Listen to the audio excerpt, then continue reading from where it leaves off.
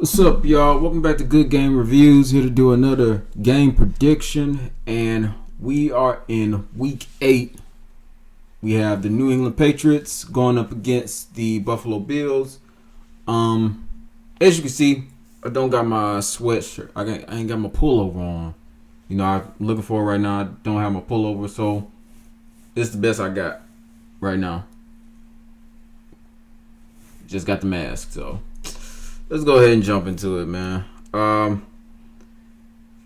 Now, I had a little bit of difficulty doing this list only because it's so much to juggle as far as different injuries and whatnot. Just today we got the news that Stephon Gilmore was pretty much going to be out of this game with a knee issue, and that completely just kind of flipped everything. So I had to take that in consideration. But I mean, let me just go ahead and start from the beginning. So we got the quarterback position. We have Cam Newton and we have Josh Allen. Josh Allen has had a great year so far. I mean, 16 touchdowns, only 4 interceptions. He's pretty much balling out. The same can't be said about Cam Newton though. Cam Newton, for whatever reason, just seems lost. He doesn't really seem like he has, that same chemistry with the team that we saw in the first 3 weeks. When we saw the first 3 weeks, we looked at the week 1 win. He got things done on the ground, few passes. I mean, we kind of figured what direction they were going to go in. And then we see week 2 where they don't do so much on the ground, but, he's able to spread it out through the air. He hit Julian Edelman for a lot of yards. Another player who's going to be absent, going to be out for a few weeks. But, I mean, other than that, it just seemed cool. It seemed like, they were getting things done with him, running into the end zone on those goal line plays. It just seemed like things were working. I mean, it was simplistic, but it was working. You go into the week 3 game against the Raiders, and it was pretty much, some of the same things that we were looking at week 1, except, the running backs were a little more involved in this game, and they were getting things done on the ground. So it just seemed like everything was clicking, and things just fell apart. And we expected Cam Newton to come back looking the same, and so far, since he's been back, he hasn't thrown a touchdown. And it's been 2 weeks. It's just crazy. It really is. So don't know what to put on. It's not a health issue. It has to be a mind thing. That's the only thing that I can come up with. But for now, I have to give it to Buffalo. I have to give it to Josh Allen as far as the quarterback position goes. Cam Newton's just not having a lot of success right now. And if you look at them, they're pretty much the same player. They're built the same. They do some of the same things. But Josh Allen is having a little more success. So there you go. I'm going to take this down a little bit. Just a little bit. Got to make some space. All right, there we go. Next, we're going to go into running backs. We have the New England Patriots running backs versus the Buffalo Bills running backs. Now, Devin Singletary, he's pretty much doing the best out of all the running backs coming into this game. However, that's in terms of yards. In terms of yards per game, or in terms of just average yards, if we're looking at average yards, it's more like 3.8. So the numbers can, be a little skewed, but he's not having a lot of success as much as it would appear to be if you're comparing the two teams. He's just not getting a lot going on the ground. You look at some of his big runs, he doesn't really have any big runs. His longest run is for 18 yards. So not sure how well that's going. I mean, they're not really having a lot of success running the ball. If we turn it over to the Patriots, though, I mean, other than what we've seen probably, against the Broncos and against the 49ers, where it just seems like they're not getting a lot of things going. Looking at the numbers, the average yards that they're able to get on the ground, a little bit more success with New England, especially in Damian Harris' case. And this probably could work out for Damian Harris, considering that the Buffalo Bills aren't really good at stopping the run.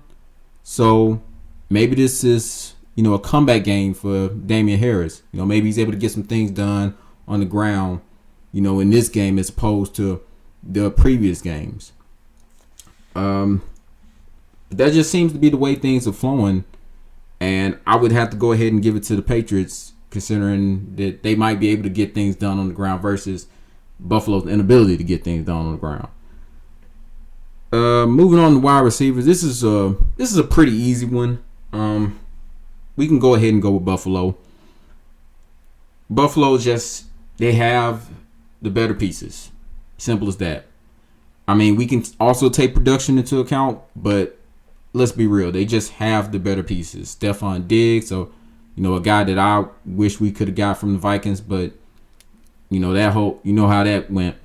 Cole Beasley, Gabriel Davis, he's a nice rookie. I like him.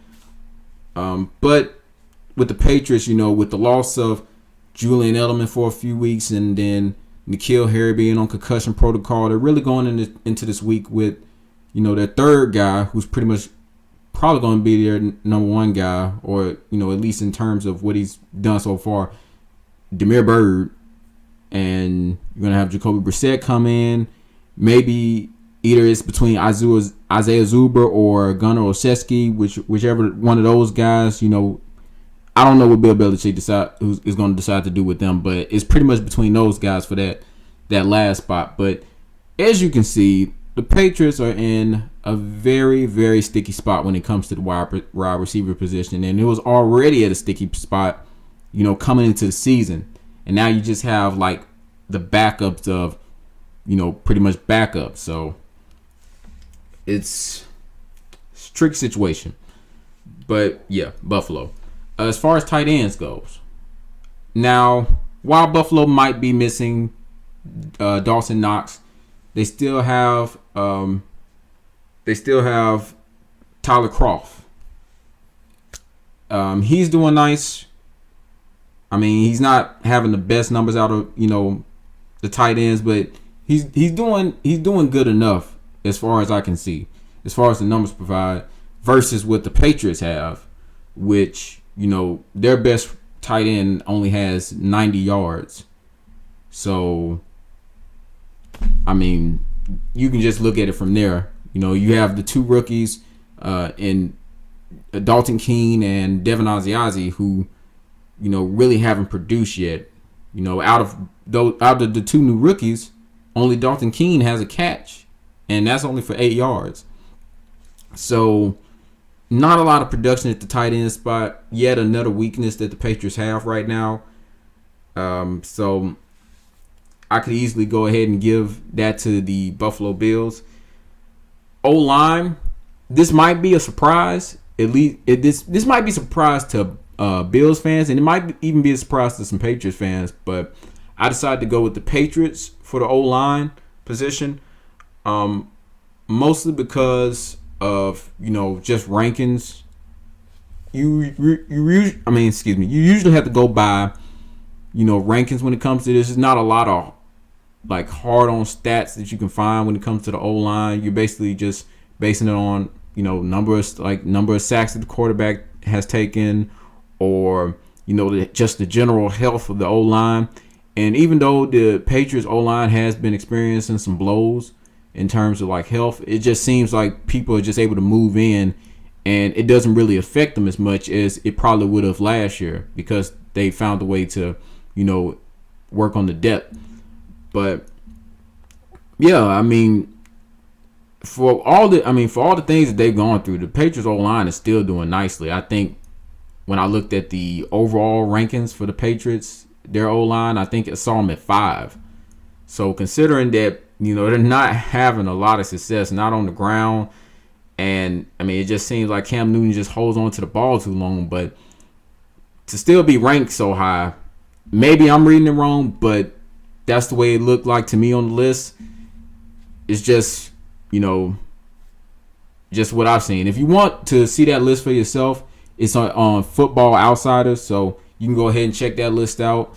If you want to check out another list that might, be a little more to your liking, you might want to go check out PFF. I haven't checked them out myself, but if you want to check them out, you can go check them out. It's just, you're going to have to sign up and do all that. So go ahead.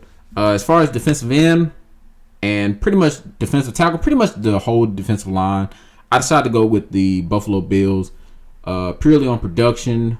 Now I know that they're going to be missing an important piece going into the game, but that still doesn't matter. They're still getting a lot of production on their defensive line. Just in terms of sacks and tackles for losses, is just, their numbers outweigh what the Patriots have provided so far. And that's pretty much it. So I'll just go ahead and give defensive end and defensive tackle to the Buffalo Bills. As far as linebacker goes, I also went with the Buffalo Bills on that one.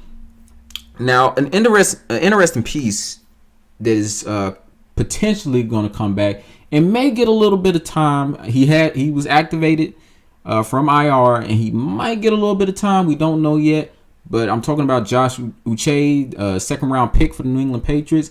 He's a very interesting prospect that a lot of Patriots fans have, pretty much come to love, and everybody has just been waiting to see him ever since, the beginning of, probably since they drafted him. They just been waiting to see him on the field, and it's been really a shame because, we didn't get to see him because he was a healthy scratch the first week, and then not too long after that, he was placed on IR. So it became even more of a whole waiting situation. And then he finally comes back to practice last week, but doesn't get activated. Only David Andrews gets activated, but he doesn't get activated. So we pretty much have to wait.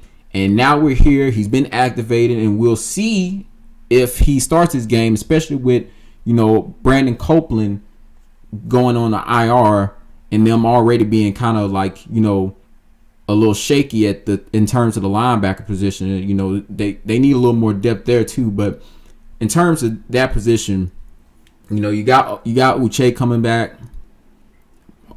He possibly could get some time. Who knows? But as far as the Buffalo Bills situation, they're not really dealing with as much shakiness as the Patriots are dealing with.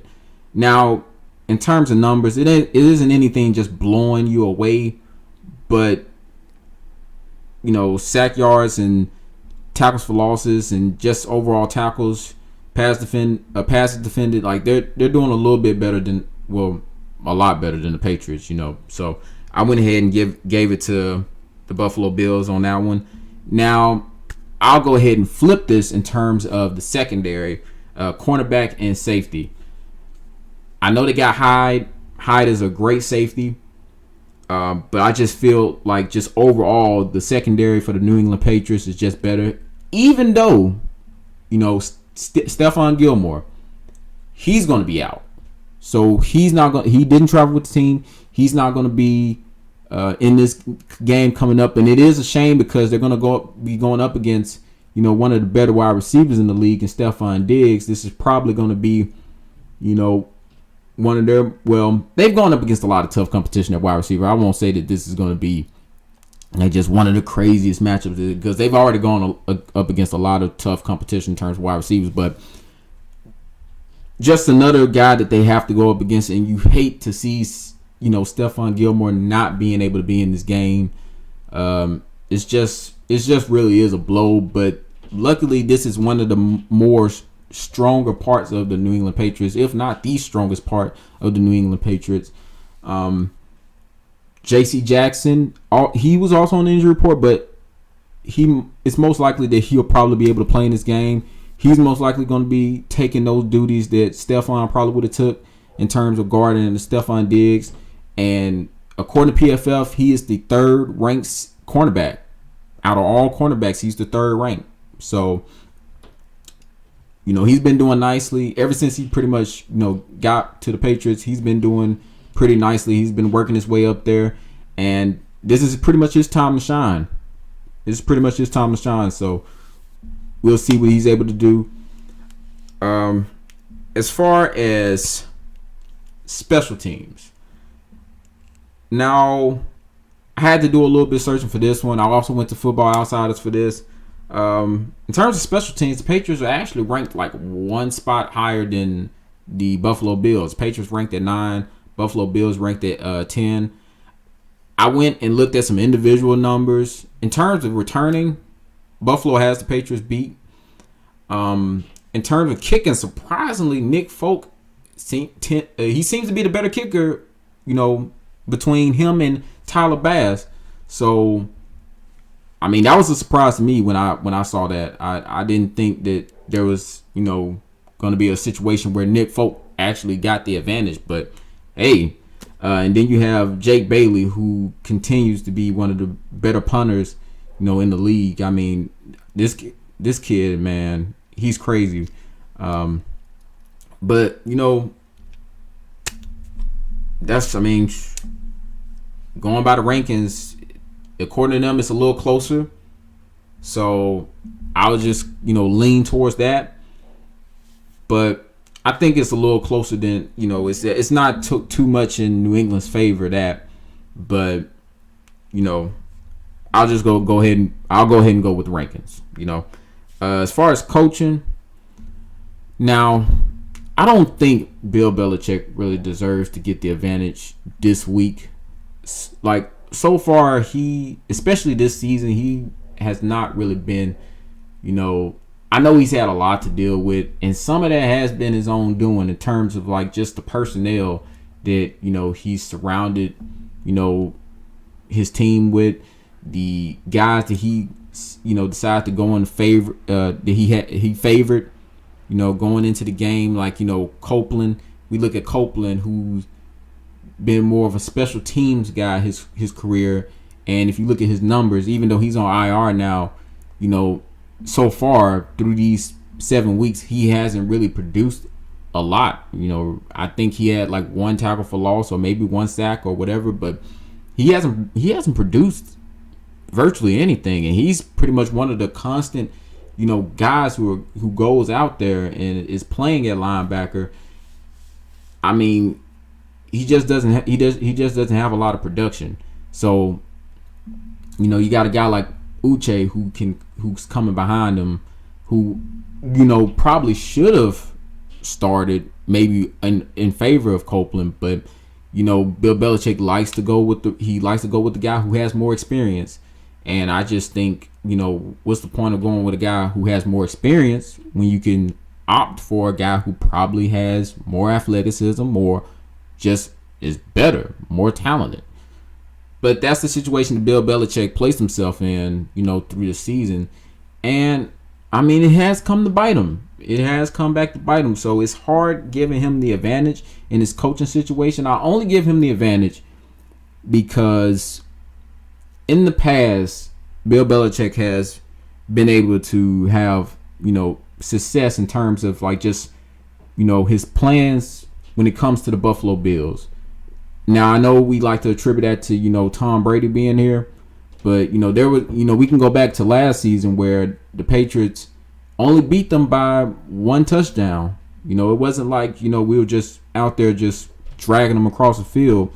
That first game that we played them, week 4 last year, 16-10 game, and that was pretty much because the defense did its job and special teams got a score and all of that. So, I mean, it was, and then the fact that he was able to come up with, different things that confused Josh Allen at that time. Now, Josh Allen has, he's appeared to be a lot better of a quarterback than he was these past couple of times that we've gone up against him, and he seems like he's sharpened up, whatever his problem was, it seems like he's kind of taking care of it. He hasn't been perfect. Not at all. He hasn't been perfect. He's dealt with his few share of struggles, but still, Josh Allen's doing better. But it just seems like Bill Belichick seems to have a plan when it comes to the Buffalo Bills. It just seems like he has a plan whenever he goes up against them. It's like no matter how good the Buffalo Bills seem, and no matter how much the Buffalo Bills may be favored, but hey, the Buffalo Bills are favored 4 points. Vegas has them at 4. They have them, winning by 4. But you can't really you can't really count Bill out when it comes to him going up against the Buffalo Bills. Now we'll see when the matchup comes, but until now, Bill Belichick has been a Buffalo Bills killer. So until tomorrow, whatever the results are, until then, I'll just stick with that. As we look at this list, it kind of evens out. So I'm expecting a closer game than we've seen in these past couple of games. I'm not expecting them to be beat by a score or multiple scores. I as much as it seems that way with the losses that they have on both the offense and the defense, I just don't see them just getting wiped like just super bad. I see this more as kind of a bounce back game. So if I am to give a score, even though the Buffalo Bills are favored in this game, I'm gonna try this one more time. And I'm gonna lean in favor of the New England Patriots. And the final score that I'm going to give them is 21-14. If I do my best Cynthia impression, I'm going to go ahead and give them a 21-14 score. That's the way I'm leaning. Hopefully everything bounces back. You have some younger players who are getting opportunities because some of the older players and some of the veterans are either going down, dealing with different injuries and so forth. And it seems like the younger members of this roster are finally, starting to get some time in. And I think that's pretty much going to be the direction going forward through the season. No matter what happens, whether this is, a crazy comeback season or if this is just one of the many rebuilding seasons that teams have had, since the beginning of the league or whatever, we're going to see more of these younger players getting time. So let's see what happens with that. Hopefully something good comes of it. So I'm going to go ahead and rock with the Patriots again this week. But that is all I got for now. Next week, the Patriots will be going up against the Jets, I believe. And I'll have that, ready. I mean, depending on how this game goes, who knows? That might be a little more tougher than I originally thought. But, yeah. Like, comment, subscribe, all that good stuff. Until next time, I'm out.